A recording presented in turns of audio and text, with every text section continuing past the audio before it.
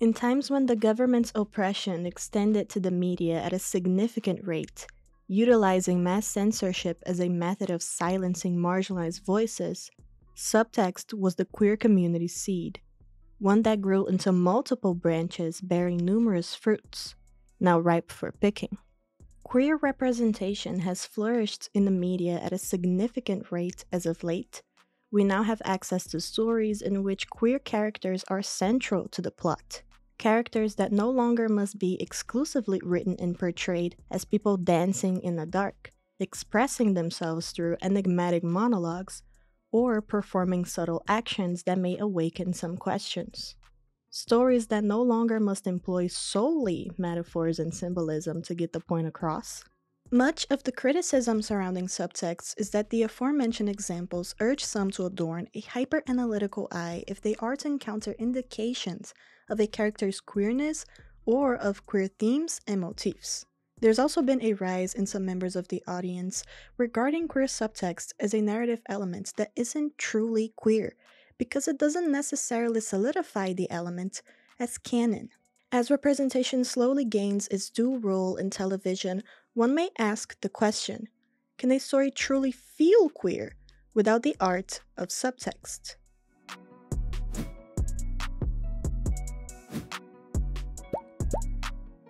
For the sake of not speaking in ultimatums, I invite you to watch this video as a discussion topic rather than a dissertation, since this is an ongoing development in television that may or may not shift its trajectory. It also appears to be a subjective topic. Let me preface by pointing out that I don't discount relishing in queer representation becoming somewhat mainstream in Western television. Much of the concern revolves around broad issues with television nowadays, and I'll try my best to explore them in a way that will explain what I mean by queer subtext possibly disappearing from contemporary television. If you grew up watching cable TV, then you've probably noticed how streaming platforms demand a rather rapid production pace. Such unforgivable pacing has affected how TV functions in every capacity. Because stories require building up characters and their relationships with each other and the world that they are part of, filler episodes were fantastic in the sense that the audience had time to comprehend and bond with the story. Not only that, but it was also an opportunity to subtly introduce underlying themes that acted as pillars of the foundation of the story. Some may not notice these pillars right away, but when the story reaches its encompassing climax and subsequent end, the moment subtext becomes text, the audience has been prepared for it, even at a subconscious level.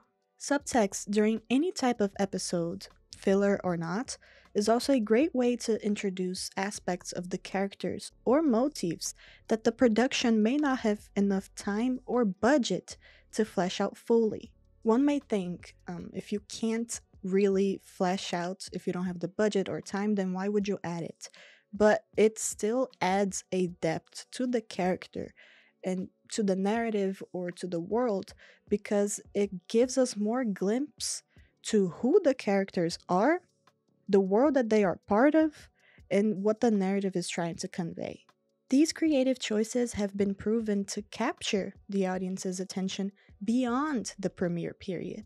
You may note how TV shows that have 15 to 20 episodes per season have long-lasting fans compared to TV shows that have only 8 to 10 episodes. On top of shows having limited episodes, they are also more prone to get cancelled if the ratings aren't ridiculously high. In order to ensnare the audience, every episode must have a major climax. So much so that we barely get to spend any time with the characters to even care about them enough to feel the weight of their struggles, joys, failures, and accomplishments. Whatever major circumstance occurring in each episode either comes across as an element meant for nothing more than shock value, given the lack of properly establishing what prompted the climax in the first place, or as something virtually meaningless, given that the audience has been exhausted of their emotions throughout the series. A quick recap, and I'll try to do this with every point that I make, so it's not like me throwing something in the dark. Shows having limited episodes and being desperate to get high ratings means that there's no time to properly flesh out the story and the characters. And what accompanies that is the production having to tell the audience rather than show, and having to tell the audience in a really flashy way that may be entertaining in a cinematography sense, or entertaining, like for example, if it's an action show, have really good fights and all of that, really good speeches, but beneath that, it's virtually empty. When it comes to movies, the formula follows as writers and directors are more concerned with creating a visually stunning movie rather than utilizing the imagery to actually convey a message. Even when the message tries to be impactful, there's no substance or there's no proper understanding of what they're trying to convey in the first place. So it goes back to the TV series having to resort to making things flashy because there's nothing underneath.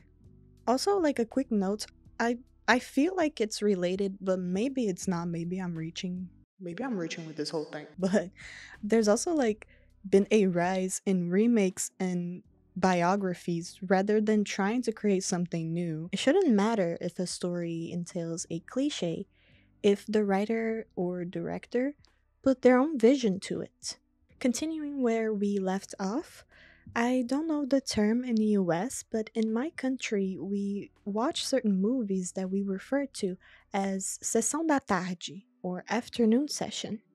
This entails movies that may not have a major production or direction, but that they still feel good to watch. It's basically movies that feel like filler episodes, if that makes sense. The story is interesting and entertaining enough that it doesn't need a $200 million budget for the execution to function.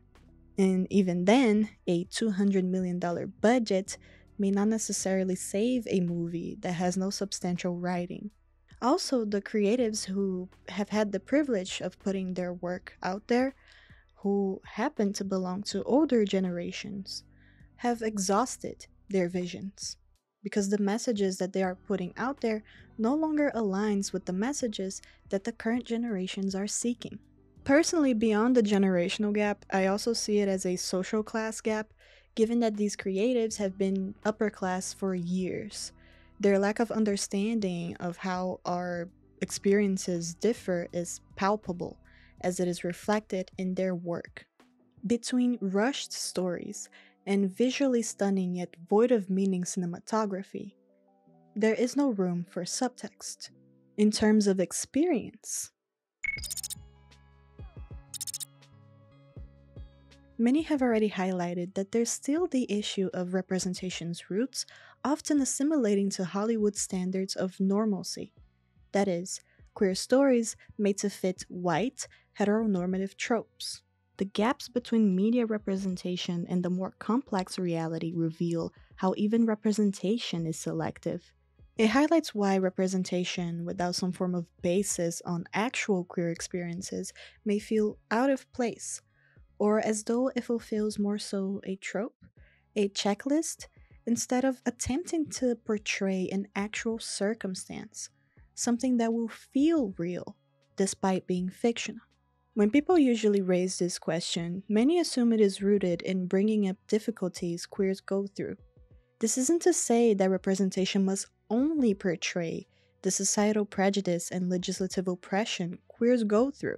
There is joy in self-discovery, in feeling comfortable in your own skin and body, in being assertive with your value to the world that can and should be explored.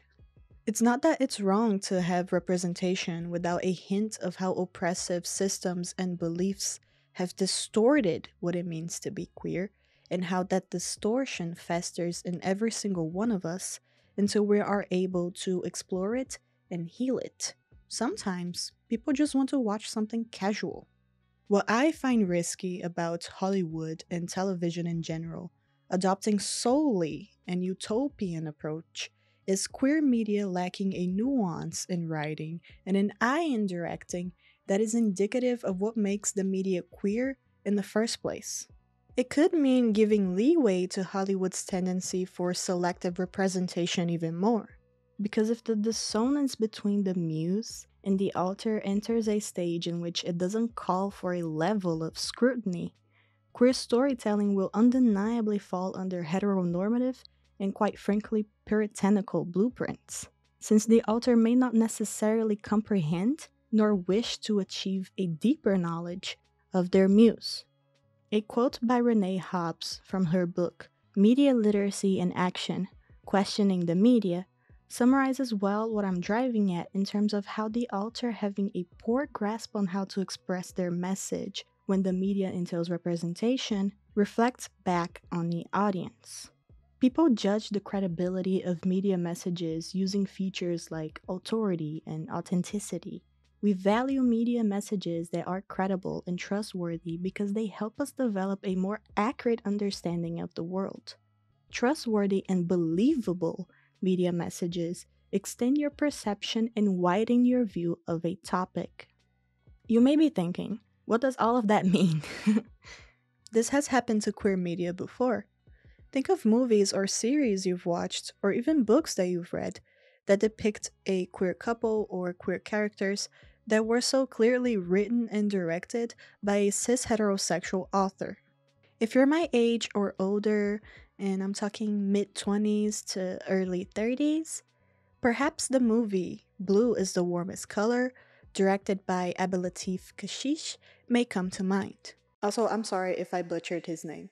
A movie so clearly doused with sexual imagery appealing to a straight male audience, a failure to tackle the heart of the story it adapted, and a straight director who had no regard for Jules Marot's insight, who, mind you, is the author of the graphic novel the movie is based on.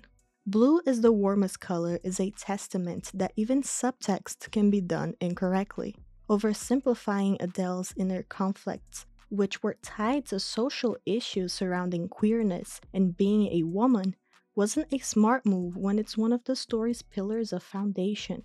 The movie would have had a saving grace, despite the awkward sex scene and weird dialogue choices, if it had handled its subtext becoming text the way Marot did in their graphic novel, or even if the director and writer at least understood the character's experience.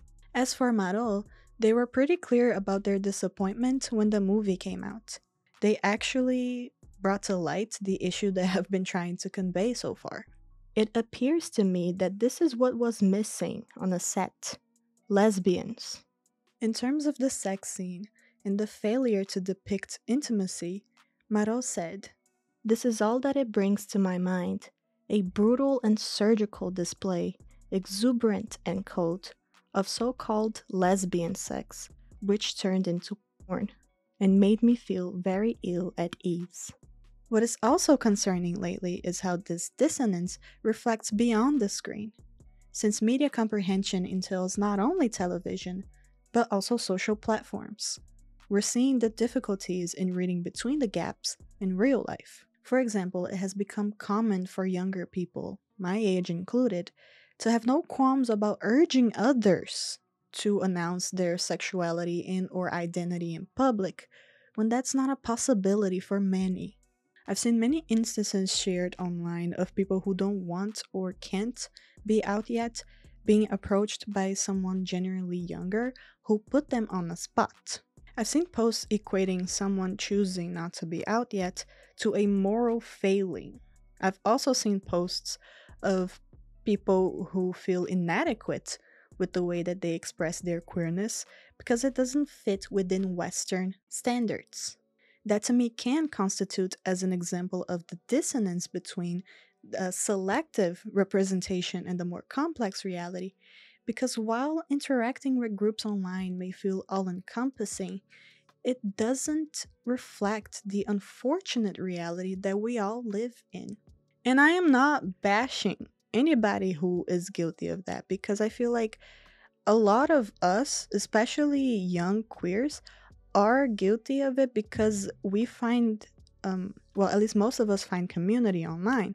So when that's all you know, so to speak, when you step outside, is really hard to, like, I guess, grasp the reality that, well, the world is not as accepting as this community that I found. Especially with algorithm, for example, you're gonna bump into people who think like you and who are like you. So when you step outside and you see that that's not the reality, it's it's a shock, I suppose, in you, the way that you are learning to navigate the world. Really, uh, it's based on that. So when you step into a world that it's doing everything to cast you out, essentially a world that it's harder for you, I understand. This is complicated. Like, I don't want to blame people because they are trying to find the common ground with someone from their community, right? It shouldn't be this way. It shouldn't. But we don't know, is it safe for them to be out like that? Who are they with? Do they know? Is it okay for them to know? Are they ready? Even if, like, it's not even a question of safety, like, is the person ready to be out, to have that conversation with their loved ones, or maybe with their acquaintances? It's complicated, so I'm not bashing people in any way. I'm just urging you to be mindful with your interactions and to always remember the gap between the selective representation that we construct for ourselves and the reality of the world. Let's get to the conclusion of this subsection.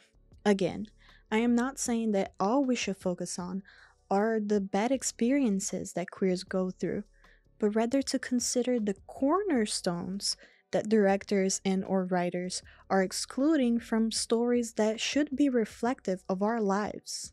We must remember to be aware of the gaps and keep in mind that while representation is selective and entails oversimplifying our experiences, we should still strive for it to be as encompassing of how complex and fluid our reality is as possible, instead of quietly accepting substitutes that fit within the heterosexual lens, especially in this day and age.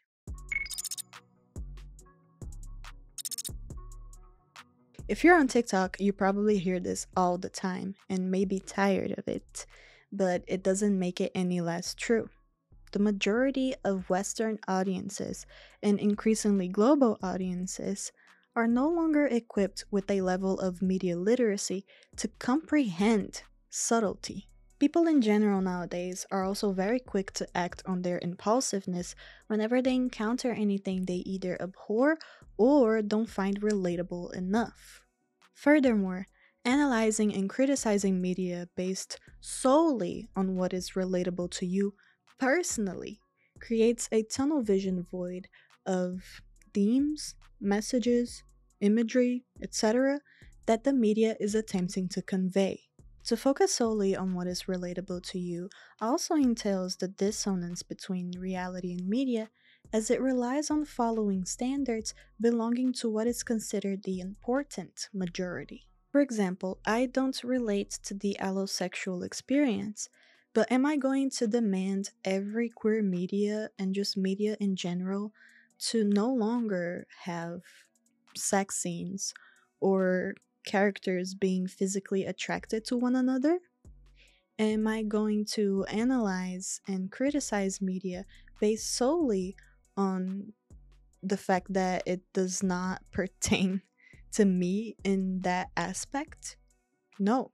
Quick notes before I dwell further, as it may sound contradicting to some people. Per the previous section, you noticed how I think it is absolutely not wrong to wish for and demand stories that fit narratives similar to our lives. The focus of the previous section was on the methodology and execution directors and writers utilize when creating queer movies or series.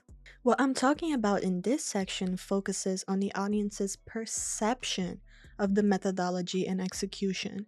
When an audience is properly equipped with that knowledge, they will definitely demand better representation. That is why one of the most important aspects of literacy is being able to comprehend the author's message before beginning to construct your own interpretation of it. If you've watched the first video I've ever posted where I talk a little about this, you know that I am supportive of building your own interpretation when experiencing art. Most of the time, our interpretations are reliant on observing and analyzing subtext the author may have created subconsciously, reliant on implicit metaphors that gain new meaning due to varying cultural backgrounds, or simply reliant on having fun exploring multiple avenues.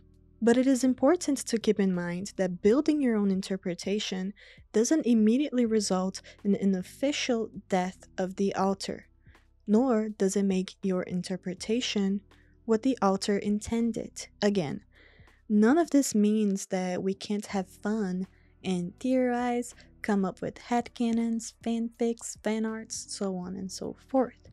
This is more so about the misconception that the audience's interpretation trumps the author's message. The movie I've previously mentioned is a great example of this.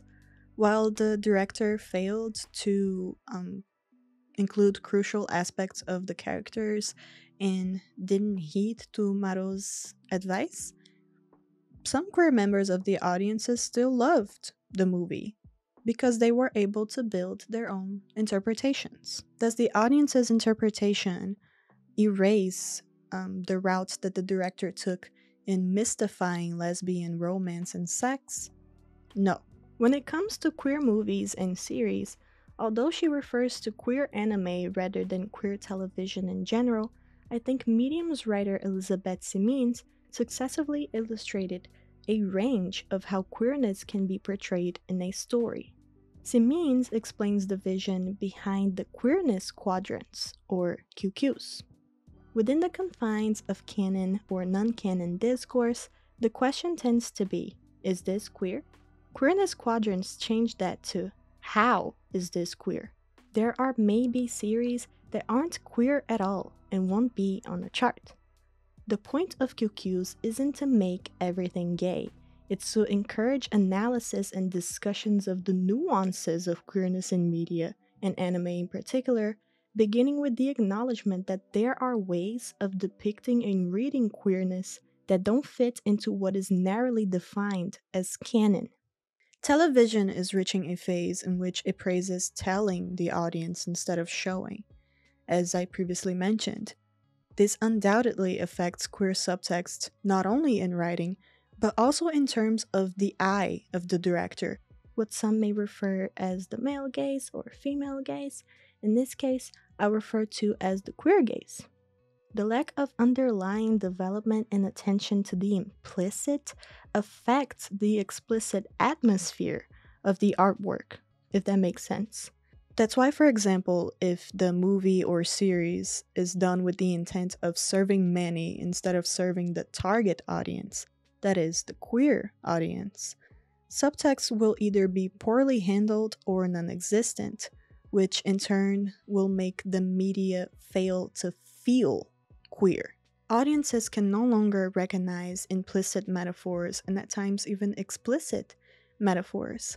This entails subtext calling for an hyper-analytical eye, and the audience not feeling compelled to even resort to that, given that they are not being able to comprehend what's on the surface. There's one thing that one of my professors in college said, though, that stuck with me when I was reading my favorite book, and I said, I'm gonna have to read this book again so I can really understand all of the subtext, the way that like motifs here, underlying motifs that are not immediately obvious, are connecting with the main story and connecting with each other. And I said that and I felt like I was stupid because I didn't get it the first time. I was being hard on myself, and my professor said, I also have to read it again, but at the same time, if you feel compelled to read a book again because you really want to understand it, because you really liked it to the point that you want to understand it so deeply, then that means that that's a great book. Point is, don't be hard on yourself. Some things aren't meant to be obvious, and that's okay. I think audiences should be challenged. I think audiences like to be challenged. And one may notice how, when they are challenged, it makes the movies or series more gratifying and lasting. It deepens the viewer's connection with the media they are experiencing, and it promotes not only interaction with the source material, but also interaction with material that potentially fueled the media in the first place. Basically, it invites the viewer to make their own research.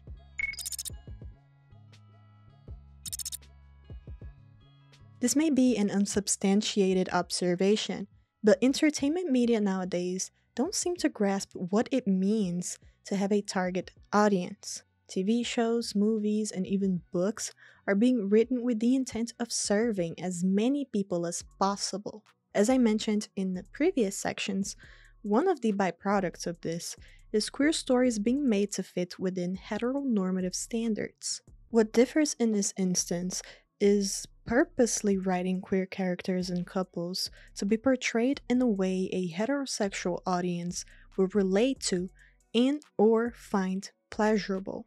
An anecdote that I can think of that encompasses how having a target audience doesn't deter a major swarm of people watching a movie or a series. I had a film class, and we were asked to watch a lesbian romance based on Patricia Highsmith's novel, The Price of Salt. The name of the movie is Carol, and it was directed by Todd Haynes. As far as I could tell, everyone in my class was straight, so certain scenes that made me admittedly more emotional, subtext that I caught on pretty quickly compared to everyone else, none of that stopped anyone in the class from being enamored with the directing and writing of the movie. What I'm trying to express here is that when it comes to queer storytelling attempting to follow a heteronormative formula, the author will inevitably sacrifice the perspective of the target audience they supposedly made the movie for, because it is no longer about constructing a narrative that fits with queer themes. It imparts from an author apparently being courageous enough to write a story that will undeniably ruffle a few feathers. It also imparts from an author to not fall for the misconception that having a target audience doesn't mean that the rest will get excluded, which is so discouraging since this is basically writing 101.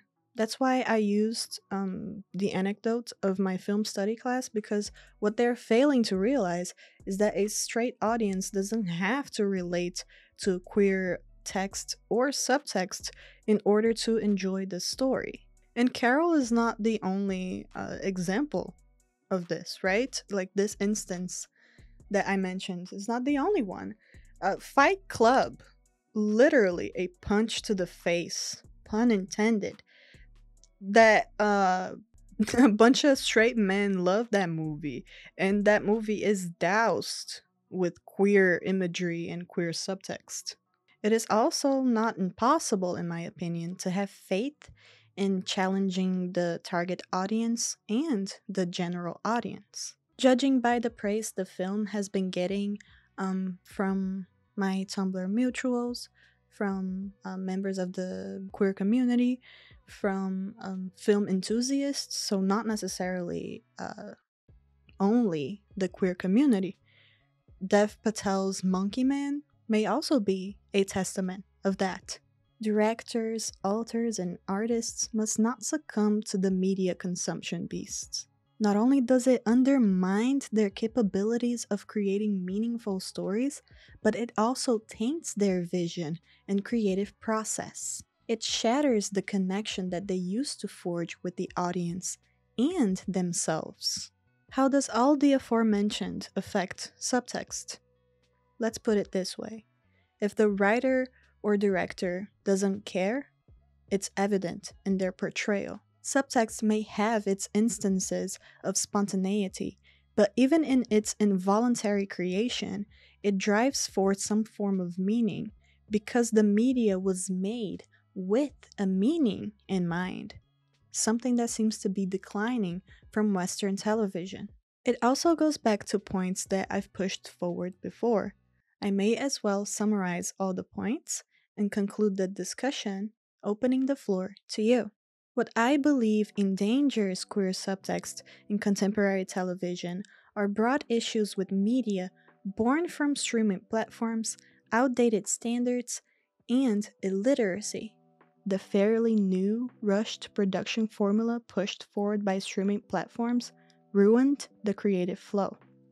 Authors, directors who don't understand or are unwilling to try to comprehend the queer perspective and experience, audiences falling into the rushed pace of media consumption, coupled with their lack of comprehension skills, and the need to create stories that appeal to a broader audience instead of focusing on their target audience.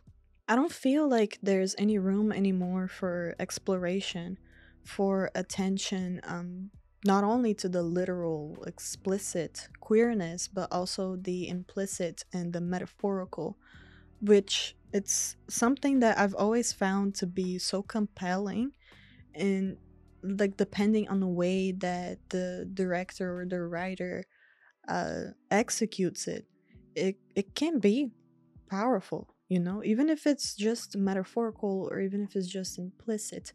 And I'm not saying that queer media can only resort to that. And this is not me also saying like every single contemporary queer media is trash, because it isn't. Series that I can think of at the top of my head that I feel like they did very well with not only the explicit but the implicit, that falls under the QQs, is Black Sails, Heartbreak High, Good Omens, the 2022 Interview with a Vampire. Movies that I can think of at the top of my head. I already mentioned Carol, I think it's good. A Portrait of a Lady on Fire, and Moonlight. Moonlight is fantastic. This view regarding queer subtext is fairly new, and I've only seen, at most, at least 5 people talking about it online. From my circle, at least, on Tumblr. That's why I made this video. I am truly curious about how do you feel with Western contemporary queer media, and what do you think it's going to be the future now with all of these broad television issues being so palpable that everyone in our age, at least, and older, are starting to realize. Also, quick note before I end this video. While marginalized voices are claiming their due spot in entertainment media, censorship is very much alive. Censorship is very much alive to this day, and in the United States at least, in danger of getting worse. If you care about that, please research about the COSA bill and the Restrict Act, but particularly the COSA bill because things are getting dicey in Congress right now, and it may as well pass. Anyway, you have the floor, and thank you for watching. Yay, fellow humans! If you like this video, please consider liking and subscribing, and please consider following me on other social media so we can build a community. I am admittedly more active on Tumblr, so I hope I see you there. Ciao! If you care about current events, I will leave a link in my bio which will direct you to a Google Drive document filled with links to donations, petitions, ways that you can research what's going on around the world with not only Falastin, but also Congo, Lebanon, Yemen, Sudan, and unfortunately multiple other countries who are going through similar situations.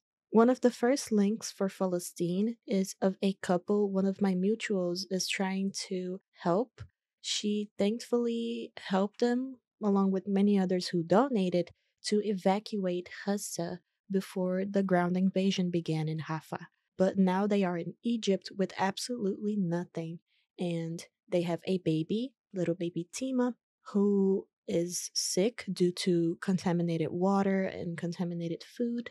So they need money for diapers, for her food, for her medication, for doctor appointment. They need to pay rent. Please consider skipping a coffee so you can donate even $3. And it would be a major help to get little baby Tima and her parents, Darim and Mahmoud, some semblance of stability as they try to navigate their time rebuilding in Egypt. Thank you if you listened until the end, and may freedom prevail.